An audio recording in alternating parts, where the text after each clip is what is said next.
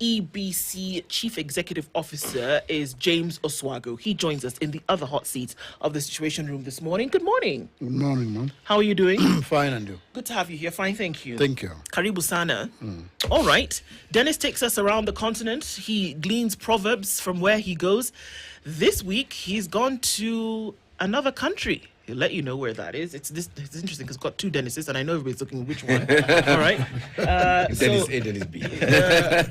There's actually a Dennis A, interestingly enough, and that's a Dennis A. We'll tell you which country we've gone to, and he'll tell you the proverb. We'd love to hear your interpretation of it. So the country we're in today is Nigeria, where Ndu comes from. We're happy to have her here by choice, you know. And so it's bordered by Benin, Niger, Chad, and Cameroon with a population of 220 million people. And you're talking about Nigeria being Africa's largest economy, driven by oil and gas. We talk about agriculture, and the major exports include crude oil, petroleum products, cocoa, rubber, and cashew. Today we talk about Nigerian music that continues to traverse the world. Burna Boy is a good export from that country.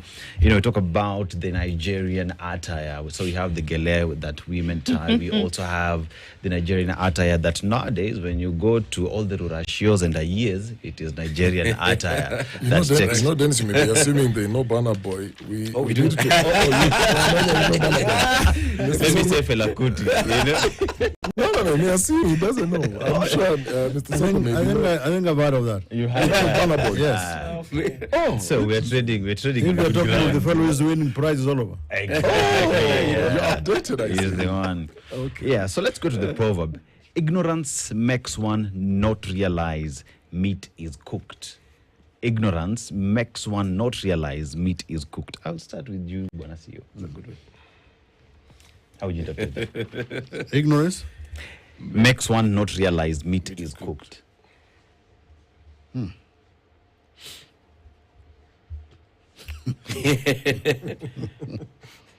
Tough one there. That's a tough one. That's a tough one. I don't see why that is Nigerian. That is tough all over. Remember, your interpretation can never be wrong. That's the beauty of it. Ignorance makes one realize meat is cooked. Not realize. Not realize. Meat is cooked. I think it's better to eat slowly. Kula pole pole. Kula pole pole. It's all right. Yeah. I'll leave it there. Okay. Yeah. I think for me it is missing the obvious. That sometimes you're so ignorant that what is obviously there, surely cooked meat, you know, number one, smells cooked, looks cooked. But you can be so ignorant that you actually don't believe that it is cooked meat. In fact, maybe you may not even believe that it's meat. You start arguing how it is milk tea. Yeah. But how do you realize it is not cooked if you have not tasted? Ignorance. Or if I think I just thought about it because we're looking at that the meat is already cooked. Yeah. But ignorance said that this meat that you see, that in order to eat it, you must cook it. Ignorance says that you actually don't realize that we have to cook this thing to eat it. There's also that, yes. That we can just start eating it without cooking it because we are ignorant of the fact that it must actually be cooked, yeah. in order for you to consume it. But you know, in today's palate, you can also argue there's somebody who wants to eat their rare meat. So they may Yeah, say, there's something wrong with I that. prefer rare, medium rare. That one is well a done. disturbed person, man. It's a tough one. I think that proverb was invented before fire was discovered. Or maybe after, in this case, because they realize Maybe after, yeah. after. But we have to ask the Yoruba uncles because they're the ones who came up with this one. Oh, really? Yeah. Yeah. Well, interestingly enough, getting into things this morning, the IEBC and its constitution or lack thereof is in front and center of our conversations today. We are quite late in the game, are we not, when it comes to the number one selection, the nomination, and then the establishment of an IEBC about, 2 years or less towards an election that's coming up. And the headlines are awash. I just said, you know what I'm going to do? I'm just going to go through the list of headlines that we see over the last And this is just 10 hours, and there's already 17 headlines just around the IEBC. But before that, what are we seeing? That the courts had come in and said, you know what, absolutely not. President Ruto re-gazettes appointment of new IEBC chair. New IEBC chair, commissioner set to be sworn in after High Court dismisses petition. Newly appointed IEBC team, DP Kindiki, Deputy President Professor Kithure Kindiki has called upon Kenyans to support them. IEBC chair, Ethicon and commissioners have now been sworn in. The response to reports of plan to rig the 2027 election, and the High Court nullifies Ruto's IEBC appointments but allows for regularization. Now, according to Ethicon, with IEBC in place, the country is preparing for mini elections, and the new IEBC team is finally gazetted, and the new IEBC team is sworn in. Okay, so many things happening at the same time. And Friday, then we did see the swearing in after having been announced by the Chief Justice that this was going to be done. And we all started to ask ourselves questions. Okay, hang on a minute. Did the court not just say that we should hang on and wait? Or was there an interpretation that was missed? We'll start with you, Professor Omenya, where we are going with this. Should we not be happy and say, okay, finally, look, there are many elections to be held. By-elections have been waiting for many a day. And then there's a huge election that comes in 2027, knock on wood and all of that. But is it not okay that we move on? Well, I think the issue is not just about moving on. Okay. And I think that's the trouble with the whole IBC, and I think part of the problem is that conversation itself about moving on. I think this time round, as a country, as a people, we need to ask questions. In fact, it's interesting. We started with a proverb, and it was about asking questions and people not asking questions. I think we have profound ignorance in this country because we seem to be repeating exactly the same problems year after year, and every year it gets worse. In fact, this particular time, IBC that is meant to be permanent and in place has just arrived. And they're excitedly, getting into the game and saying, we're going to play very well. And you're asking, but I thought the game was soccer and it takes 90 minutes. But you're saying you only have 30 minutes and you'll play soccer very well. How? These are the questions that we must ask ourselves. What are the implications of, these issues that we've been having? Be they legal, be they delays, these guys just being sworn in now. They should have delineated boundaries by law. Yes. Last year. That has not even started. If it starts, does it remain legal and even legitimate in the first instance? Government have been preparing continuously for the last 5 years. They've just arrived. Can we still get that preparation to the quality and the standards that is expected, in law? They are meant to have been registering voters for the last 5 years. Are you telling me that Ethicon and his team have this magic where they'll be able to do this effectively, within this remaining period, while actually the previous IBC failed to register people after 5 years? You remember, they missed the deadline by almost, 60%.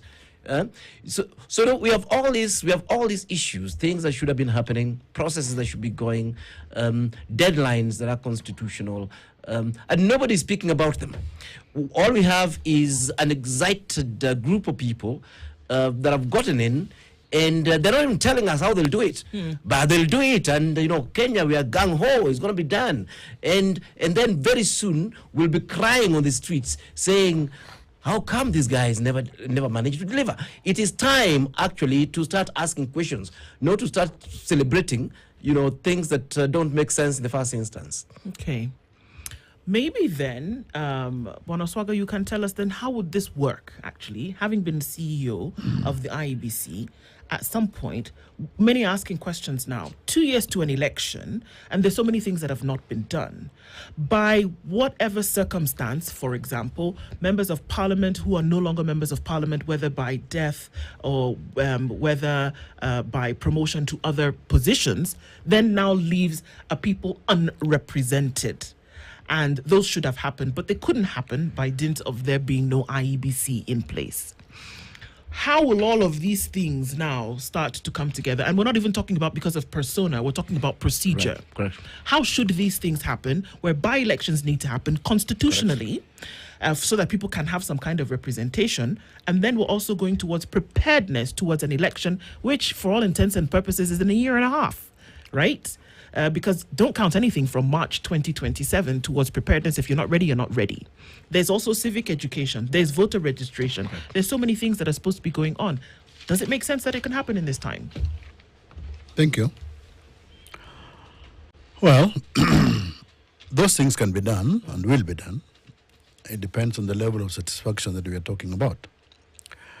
But I'm answering you not as somebody who has been CEO IEBC, but because of what I've gathered in the period that since I left IEBC. And I've come to the conclusion that as a country, we expect IEBC to deliver something that it cannot deliver. Article 81 of the Kenyan Constitution talks about the principles of elections. Right. And it lists a number of things, the sorts of election that IEBC must do. Article 88 gives the mandate of the IEBC. Now, Kenyans want an election that meets the minimum that is raised in Article 81. IEBC cannot do that because IEBC is like an independent referee. And if there are no rules governing the game outside you, you may not deliver to the expectation of the individuals that you are supplying, that you are dealing with. For example, technically speaking, IEBC has delivered very well from 2013. The capacity to do its own technical work. So IEBC left on its own has built a competent bureaucracy at the middle level. They can deliver an election, and they have done so very well. And in the election that IEBC has done since 2013, those elections has been, by and large, very well done. I can see you are looking at me incredulously. I'm just looking. Yes.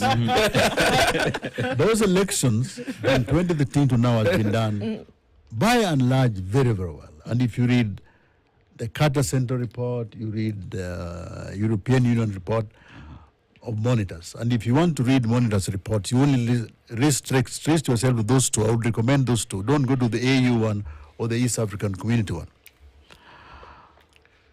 We do 6 elections, and there is really no quarrel about the 5 elections. Sure. True. We only have a quarrel with the 6th election. Yes, true. So it is not that the structure and the mechanism and the process are not there. They are there. But the question we should be asking ourselves, how is it that the same processes, the same mechanism work so well?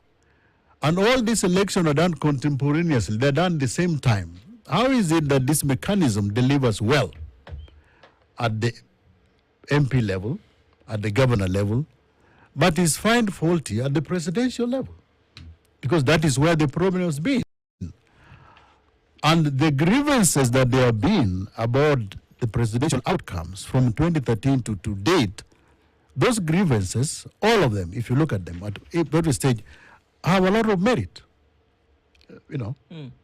Maybe they were dismissed because of this technical consideration, because maybe the high levels of thresholds, yes. But there are a lot of merit in those grievances. So the question is, how is it so that you said the same system delivers on 5 but fails On one. on 1? You see, it cannot be that the processes are wrong. It means something else is wrong. And in my view, what is wrong and that needs to be cured is the complete architecture in which IEBC works. And I don't think we are ready to face that as a country.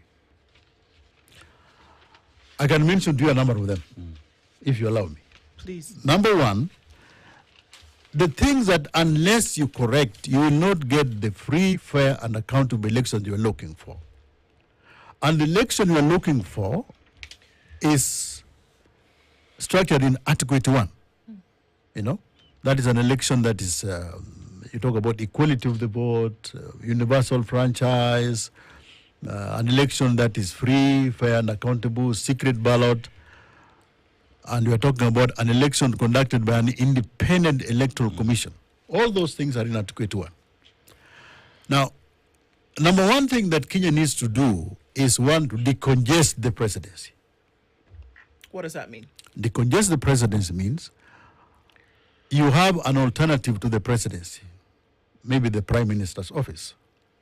For 20 years, Kenyans wanted to build a constitution. And in the 20 years that Kenyans were seeking to build a new constitution, there were two things which were concurrent, which were uppermost in Kenyans' mind. One was devolution, the other one was imperial presidency. We did something about devolution, whether satisfactorily or not, but we did something about it. But what we did with the imperial presidency, in my view, leaves a lot to be desired. So either it is still imperial, the way we didn't want it to be, or it is terribly imperious. It depends on how you look at it.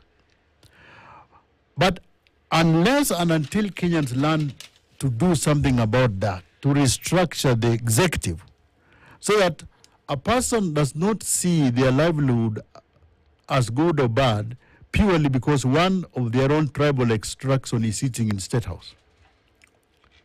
If you can change that so that there is competing or alternative centers of power in Kenya, we will still consider the presidency as the be and all of our livelihood. So that you say it is our government because your tribesman is the president, or it is not your government because your tribesman is not there. We started with this in the 60s and we are still stuck with it. The reason why Kenyans wanted a decongested presidency was because you kind of, you don't dilute the executive, but you create alternatives in the executive. That is number one that must be done. Number two that we must do as Kenyans is change the electoral system. What we have now is called first past the post. In all, there are about 170 democracies in the world.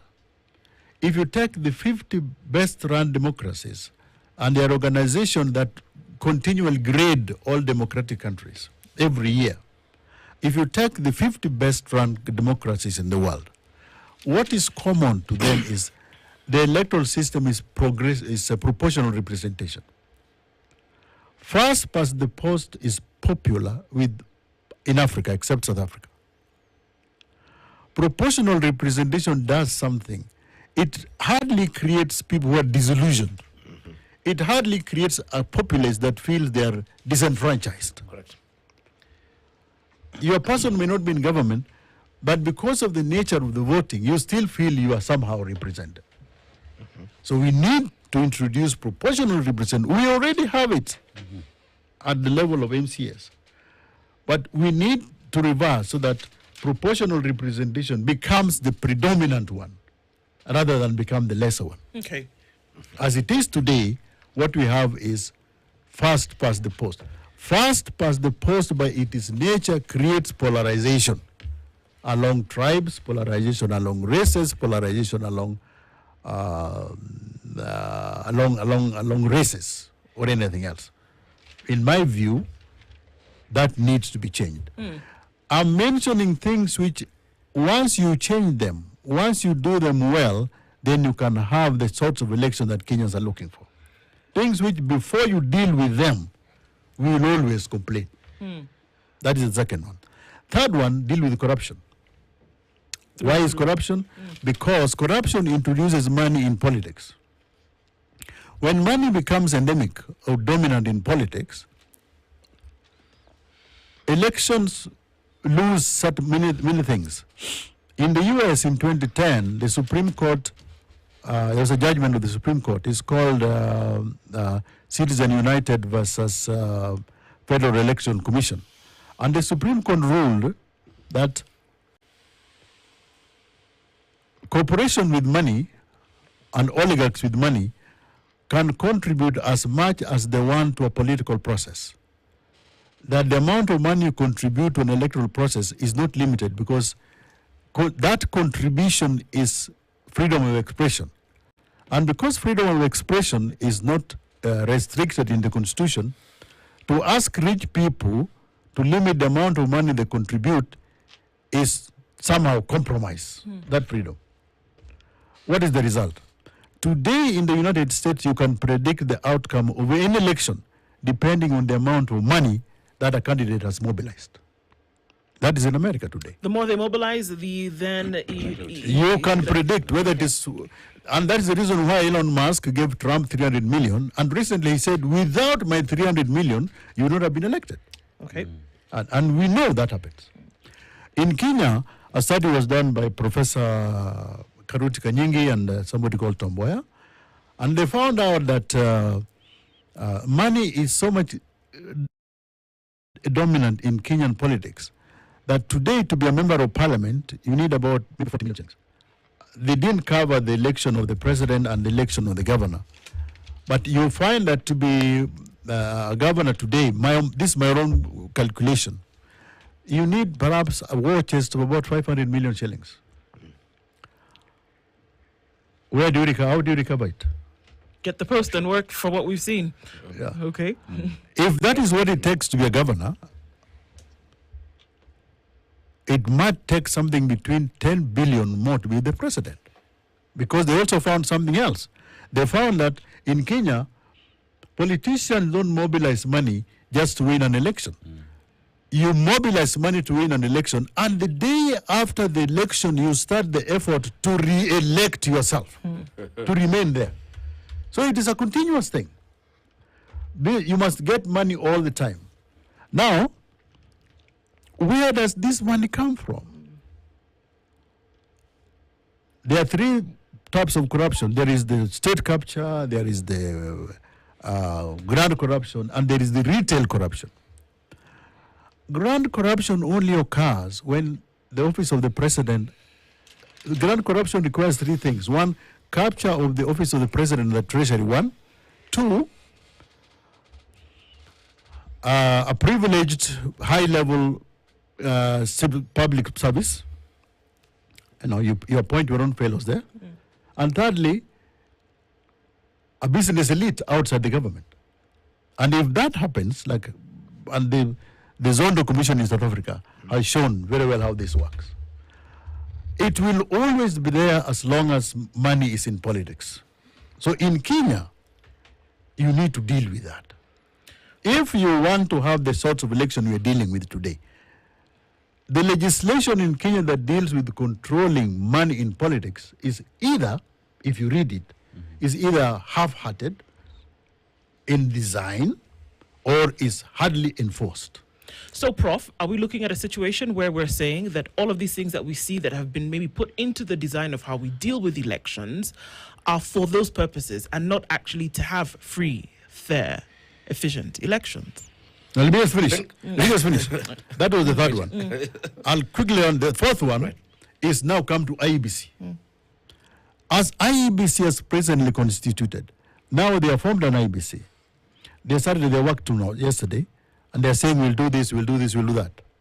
Now give them 6 years, so they will run the next election 2027. But the same people will not run the election in 2032 because their term is 6 years. Election management everywhere in the world, you master it the more you do it. So the tenure of election managers everywhere in the world is about 15 to 20 years. In Kenya, for one reason or the other, it is only 6 years. So you run an election, you gain the experience. Instead of using that experience to better run the next general election, you are out doing something else. Okay? That is number one. In the case of IEBC, that must be done. Two is the autonomy of IEBC. Kenya has managed to create an autonomy for the justices.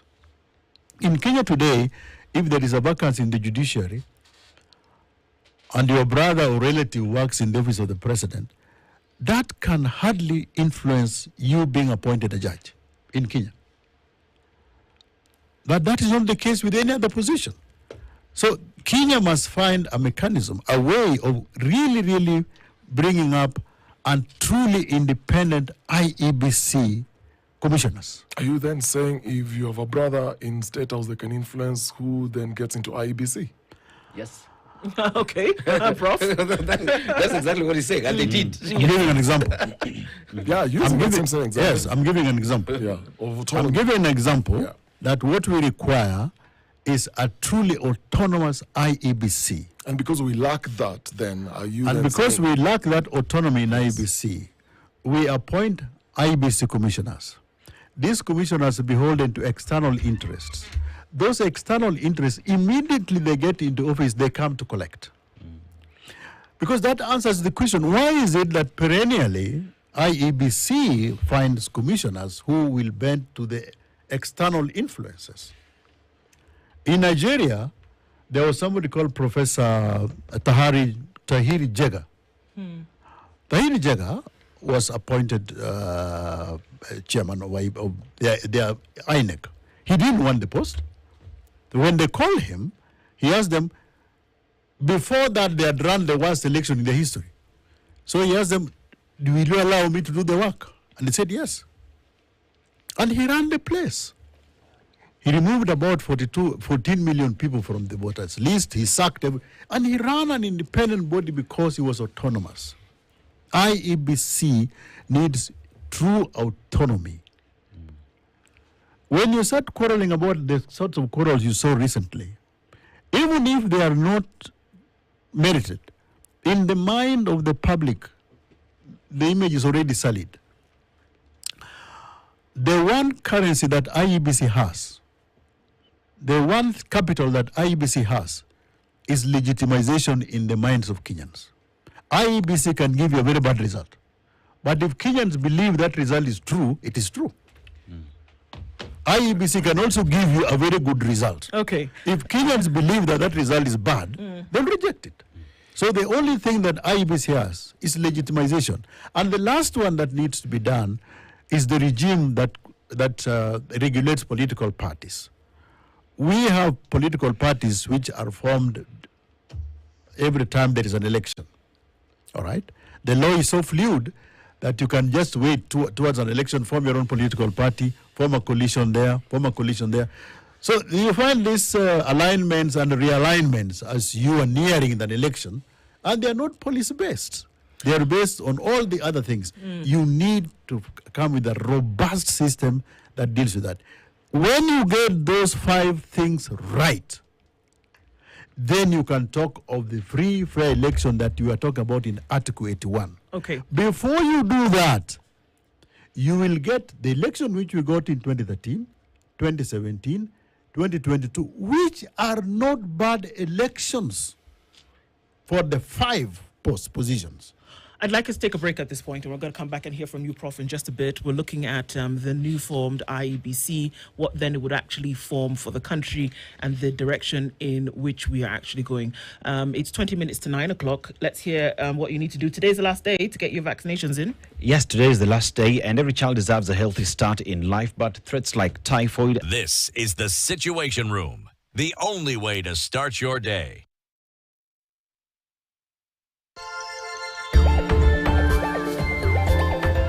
Fellow criminals, power! If you empower the masses, then all those institutions, whether they like it or not, they have to abide. How do you live having seen the pain of these mothers, the pain of the widows, and having seen all these bodies riddled with bullets, sometimes like Ojwang's body that was completely broken, There's You something. keep remembering what you saw that day, and then you have to recollect, what did this person go through? Because if you look at Ojwang's body, he had wounds, he had injuries all over. One of them just removed a gun and shot the guy at point blank range. So that's the first time I saw someone being killed. Extrajudicially. Extrajudicially. These were cops, and they just started shooting, and I was like, what?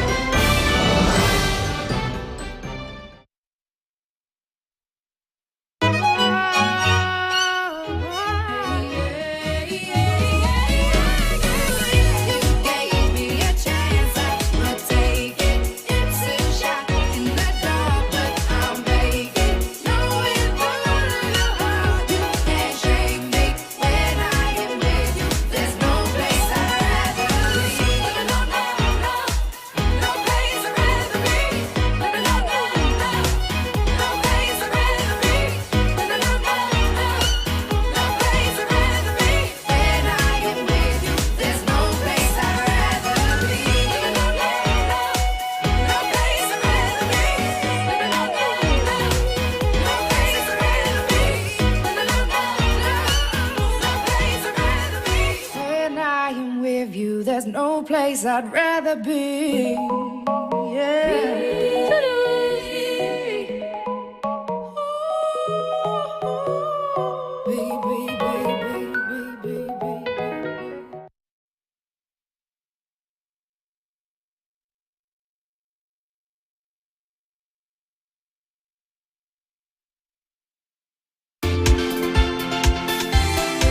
Welcome to the Art of Living show, where style meets serenity and art.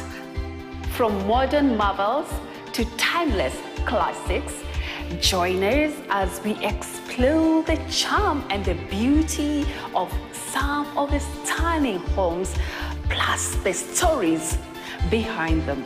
Behind this, there is so much sleepless nights, so much. If you're building a house to escape a landlady, then you don't need to build a luxurious house. Celebrate the essence of fine living, where we explore the spaces of icons, personalities, celebrities, innovators, and let's discover, explore, and engage.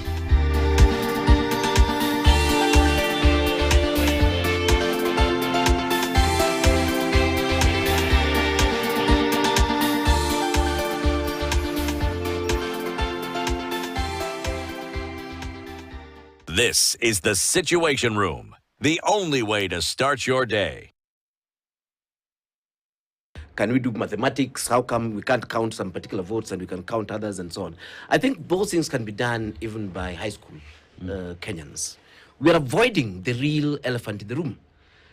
And the real elephant in the room is lack of leadership and again, lack of political will to ensure that we do actually have a free, fair, and independent IBC as it actually were. And of course, Kenyans are also avoiding the questions that we should be asking in the first instance. The good Major Years has spoken quite well about what IBC has been able to deliver and what they've not been able to deliver. What is not spoken to is asking, do Kenyans therefore believe that IBC can actually deliver? Now I'm talking as a Kenyan. He can talk as IBC, but I'm talking as a Kenyan. I don't believe so. And ask any Kenyan on the street whether IBC can and deliver, a free and fair election at all levels. By the way, the presidency taints it, but I don't think people believe IBC can even deliver MCA level things. They're less contested, but I don't think we are at a point where Kenyans are saying we have an excellent body. The only problem is this small matter of presidential elections. Let's face it, we don't have any trust in IBC, and it's not being built at all by the process and the behavior we're going through now currently. And the question is, if you don't actually engage with this particular question, why do Kenyans perceive IBC in that manner? We have other institutions in this country. For example, we have the judiciary, yes, which Major also mentioned. Do Kenyans really believe that the judiciary is corrupt and is a terrible institution that happened to this country? The answer is no. I think it's actually one of the places that we still think functions. But if you threw that same question to IBC, I think even people on the streets and all these other places will tell you this is actually a laughable institution, as it actually were, because this is the institution that has almost destroyed this country, honestly. Kenya has almost collapsed several times, thanks to the way IBC conducts itself. I don't know where they invent these leaders of IBC, honestly. They seem to be amongst the worst human beings that we actually have in this country. Anyway, we have the presidential elections, and I think he's spoken very well about that. That Kenyans also don't trust IBC to deliver presidential election. That's perception. It doesn't matter whether the issue is IBC per se or the bad behavior of the fellows running for those posts and the tribal communities, and that is already picked up in earnest towards 2027, with the communities positioning themselves, for the presidency. And I think Major actually did ask. Did articulate that a little bit. But again, the same question I'm asking myself is, why aren't we asking the fundamental questions? Where is the problem? And how can we do it?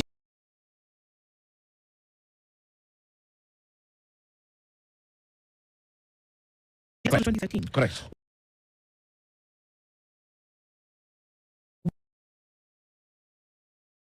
We had an election that carried out in 2017. Yes.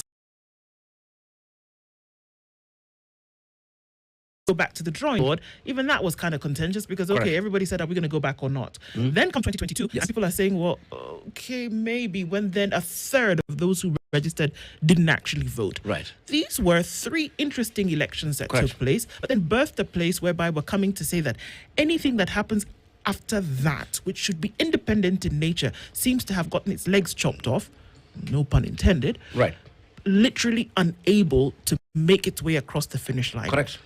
What is the problem? That somebody be nominated, Right. somebody goes through a selection panel, somebody goes through the would-be proper procedures Right. to have this thing established. And Kenyans are saying, absolutely not. Don't trust them as far as I can throw them. Why? This is the issue because just like they talk in the corridors of law. I mean, justice is not just done, but it must be seen to be done. When it comes to IBC, the seeing part of it is not there. You know how counting is done in this country. We start, the press is following. Then at some point, there's a blackout, and the winner is declared. That is not being seen. To be done exactly well. And one of the things that I've actually questioned over and over and over again is why is it so difficult in Kenya to count presidential votes? And why can't we do them in a way that is credible? Kenyans, the voters are so few. I can count those presidential things on my phone here and give you a correct answer. How come we are not able to do it? We are able to count all the votes, by the way. We are able to count in a pretty transparent way. But the Kenyans are told, we're doing these things from, 5,000 stations. There are too many. Which 5,000 stations are you telling me are too many? This is nothing compared to compared to India. Compared to school examinations. School examination, exactly. Yeah. School examination. And we get so many things accurately. Therefore, my thesis is that the Kenyan election system, especially for the presidency, has been designed to be rigged right from ab initio, to such ridiculous levels that simple things like counting cannot be done. And then here we are as a country saying, IBC cannot count. Then how do you solve this thing? Technology. Let's bring in KEMS kits. Let's do this. Let's do. How much is it going to cost you? Oh, another 10 billion shillings, another 20 billion shillings. What is the result? We still can't count. This is the challenge. This is the problem. The problem with IBC is a Kenyan problem. It's a deep problem of governance. It's a deep problem of corruption. It's a deep problem of looting. It's a deep problem of lack of transparency and accountability. And whatever you do, if you don't deal with the elephant in the room, that already the IBC we're talking about was a negotiation amongst the political class. And who was in there? It was President Ruto and Raila, basically the two of them. Kalonzo went to court because he felt that, he was around the table, but he was being treated as some of these fellows are prone to do, as a Gen Z. And he felt he should have been treated as an elder. And he went and blocked this thing in the courts. So already, even before we get into an election, people are looking at this IBC as a Raila-Ruto IBC. And will Raila and Ruto allow IBC to conduct his processes in free, fair, transparent manner? Where is the evidence? You see, where is the evidence? Look at animation. Look at parties. Look at political parties. In fact, the only thing that saves political parties occasionally is that same IBC. The political parties are so corrupted. They're so terrible in conducting their own nominations and so on. They go outside there, pooping on their own followers, imposing these characters with money, who move from place to place, dishing out money to I don't know which politician's wife. So Major, you are talking about an MP spending 40 million. You must also factor in another 10 million to the politician's wife who owns the party. I will not mention which one, but that money must still be factored there. So my issue, I mean, if you saw members of IBC, some saying, we are supporting ODM. Why is that happening in the first instance? We don't have the independence. Part of the reason why you don't have the independence is because of just grand corruption in this country. And whatever you do, if those matters are not sorted out, these fellows, even Professor Yambaduwal is there, former Vice Chancellor, a brilliant human being. You'll be shocked that they'll not be able to count votes, some measly votes on whatever. Of course, talking metaphorically, this is to be done, of course, by the Secretariat. But these are the issues we must actually ask ourselves. How are we going to address these things if we're not addressing them? In fact, today I was thinking of this as an inaugural lecture, and I was actually calling it the making of a perfect disaster. That is what's happening in 2027. It'll be the making of a perfect disaster. And we are seeing the different components of the disaster coming together. Getting a contested IBC, already the constitution has already been flouted in terms of some of his roles, an impossibility of delivering within time and so on. And then, of course, eventually there's the presidency thing that was being discussed, and then eventually we close our eyes and imagine that somehow, through a miracle, we'll be able to say, oh, these are the best elections ever conducted in Kenya. Where we must actually sit down and start engaging, start asking the tough questions. Professor Menya, expect a disaster. So I need to be told, how will this not be a disaster? Everything that I have, from the way these fellows have come in, from the law, from the nomination, from the timeline, everything, every evidence I have from history, every evidence I have is a disaster. Professor, if we talk about a disaster, let's go back to how votes are counted, right? So we have the Kim's kit, the entire digital technical things that have been put into place, including the physical voting. But remember that the presidential vote is counted and is final at the polling station, right? But then again, we have the National Tallying Center that is at the Bomas, and that has been a point of contestation for a very long time as to why do we need that to be there in place. So I come to you, Oswago. Why do we need the National Tallying Center, and what's your position on that? Well, the law provides that the vote that is delivered, that is Article 6, provides that the vote that is delivered at the polling station is final. You can't change it. That means when the vote is delivered, once you vote at the polling station, that vote is it matters. But what happens is that when that vote is now transmitted between the polling station and the National Tallying Center, this is where you start having problems. You hear there is, it went through server A, server B, server A, and things like those. Now, in India, they have 900 million voters, and they vote. And they've got 1 million election workers. And they run election very well. Like you said, Professor, ours here is minuscule. 48, this is nothing. Some 10 million. But this is what I'm saying. The election, the commission, the staff does it good. You ask me a question. If the vote is sacrosanct at the polling station, and all the polling stations are known. Correct. And all these votes from the polling station are eventually transmitted to the National Tallying Center. Now, remember, from the polling station, the votes for the MP are also transmitted to the constituency level, and there is no fault there. The same votes from the polling station are transmitted to the county transmission center to determine who becomes a governor, who becomes a women rep, and there are very minimal problems there. Correct. So the problem only arises when the same votes are now transmitted from the polling station to the National Tallying Center. You will never hear about servers at the constituency level, servers at the county level. Yes. But you hear a lot about servers at the National Tallying Center. Correct. This is why I'm saying it is not IEBC's fault. The fault is from outside. But IEBC caves in to this influence from outside because it lacks one autonomy. And we have to find a way of framing up enough ring-fencing IEBC so that they are autonomous. There was a lady in IEBC who resigned. Her name is Rosalind Akombe. Rosalind Akombe wrote a paper, and I think if you Google Rosalind Akombe, you'll find it. It's about 100 pages. And every Kenyan who is interested in elections, you'd read what Rosalind Akombe did. Whatever you say about Rosalind Akombe, three things. She's a very good writer. I've never met her. She's a very good writer from what I've read. And she's able to write things very analytical. Now, for example, in 2017, the courts ruled that the election as was conducted was null and void, isn't it? Do another one.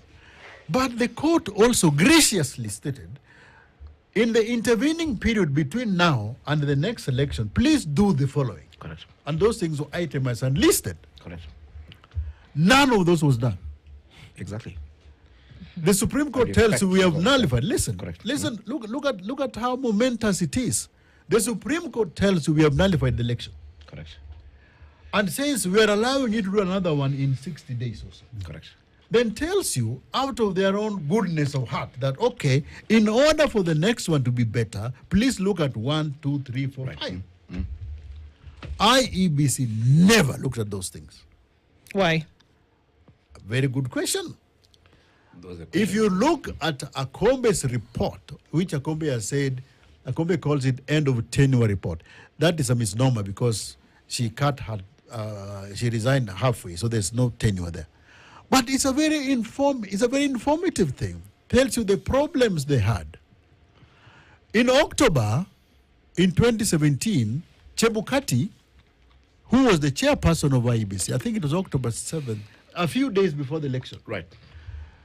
Chebukati, you know, we one of the things that we Kenyans have is we are superficial, we are artificial. We don't want to go look at things. Chebukati gave a statement a week or so before the election. And that statement was a letter that Chebukati had written to Kenyans. It was 7 pages. And if you look at that letter of Chebukati, it is full of lamentations. This man is the chairman. He's running an election in about a week or 2 weeks' time. And Chebukati is 7 pages of lamentations, where he's saying, I was supposed to do this. I cannot do it because my commission can't allow me to do it. Chebukati said it all. You know? I don't think anybody wanted anybody is better than Chebukati. In short, what Chebukati was saying, hii kitu imenishinda. There are forces outside there.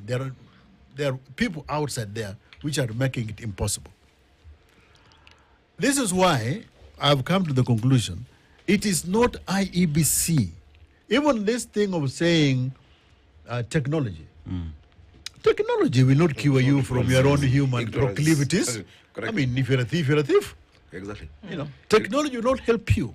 It helps you. And technology, yes, there is nowhere else in this world where introduction of technology makes an election or any other endeavor perfect. Correct. I hear you.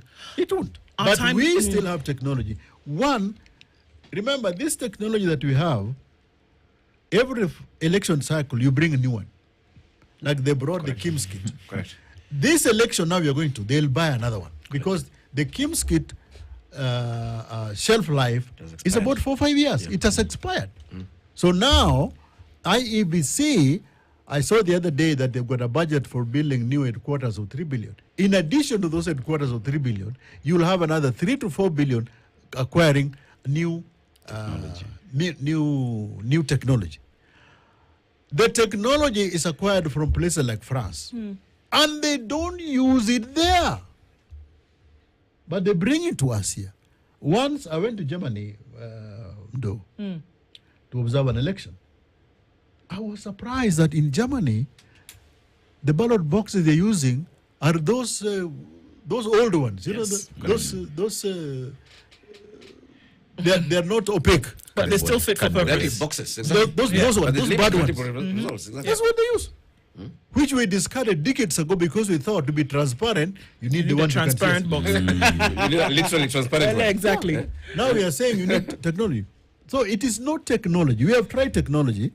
Technology hasn't worked. Now we have tried another thing. But the problem is... But why is then the cost of voting for a Kenya? That's technology. ridiculous expensive. Chebukati still said Kenya does the most. What it's one of the most expensive elections in the world because per vote, if you compare other countries, it's $25 to $27 a single vote in Kenya. If you compare to other countries, India is only $2, Ghana is $12, Nigeria $9 to $12, the US $10 to $15, South Africa $4 to $5, Canada $12 to $15, the UK $3 to $5, but Kenya it's $25 to $27 per vote. Why is it that expensive? Number one, it is how you do it. You see, if you run an election in Kenya, you require the police to guard the police station. You pay them. In India, the police who guard the police station are not paid. That's their work. In Kenya, you pay them. In Kenya, when you go to a polling station today, you arrive at a polling station, isn't it?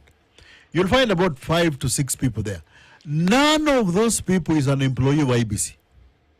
And not at the polling station, the people you interface with, all of them are non-IEBC staff.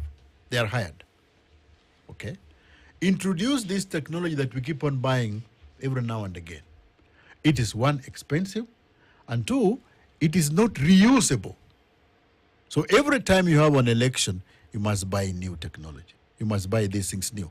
3, which is very, very important, is that if IEBC was truly autonomous and they came up with their long-term strategy and their funding was secured, you know, IEBC would now be responsible, would now be answering to the would now be able to answer and say, no, this is what we want. But as it is today, IEBC budget is and these commissioners who appointed yesterday, Prof, they will discover to their surprise very soon. They'll go to Parliament and they'll discover the real people who dictate what you do in IEBC is Parliament. And they'll tell you, you want to buy this from so and so. So we will continue having this expensive election in Kenya, and we will continue complaining about it. Because we believe, one, technology. And if technology doesn't work, more technology. Now, our time is actually coming to an end, but, you know, Prof, just to hear your comments about this, but also then to ask the question that, are we essentially saying that there's no faith in this IEBC to do the things that are required to do? Oh, definitely there's no faith. And you can see even such a basic thing that is of concern to me as a taxpayer, as in the cost of elections and why that is expensive. The behavior is exactly the same. It's like the fellows building 1.2 billion churches in State House. There's no respect for the taxpayers' money. Where you get into IEBC and what you try to do in collusion with Parliament and others is to make it as expensive as possible. Of course, because of that, then we also have a scandal-ridden IEBC. I don't think there's any time that IEBC didn't have a scandal, including even Major's own time in IEBC. It's a scandal-ridden IEBC, and it's partly because of this focus on money and focus on looting the country as it actually were. Now, honestly, how do I trust that you'll deliver for me an excellent election while I actually have already decided and everything points out to the fact that you're a thief?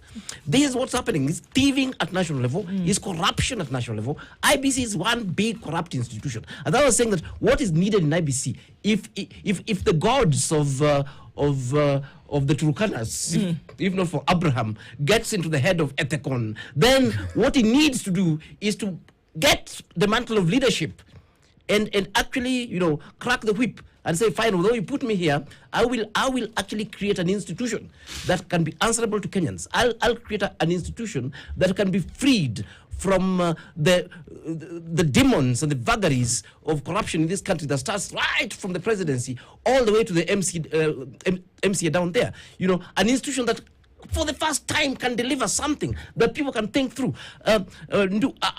I'm asking a very basic thing, that you're telling me you can put all the thinkers in this country, all of us in this country, and we can't tell you a very simple way of actually tallying and transmitting the presidential votes in a manner that every mother in the village can see that, yeah, that makes sense. You know, we only have 290 constituencies. Is it possible that, because Kenyans don't understand maths, is it possible that then you can actually aggregate this to 290? We only have 47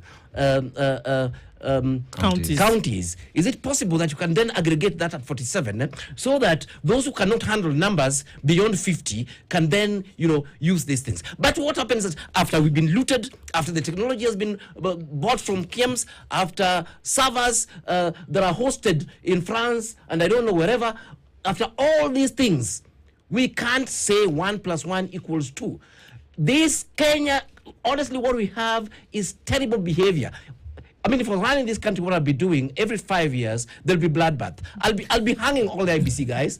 I'll be hanging quite a number of politicians, hanging a few judges, so that we can balance the swamp and make this country healthy again.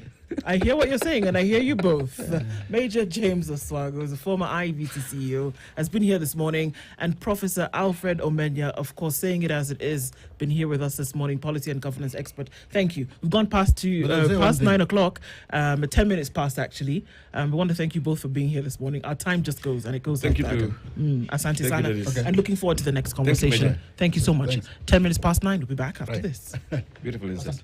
This is the Situation Room, the only way to start your day.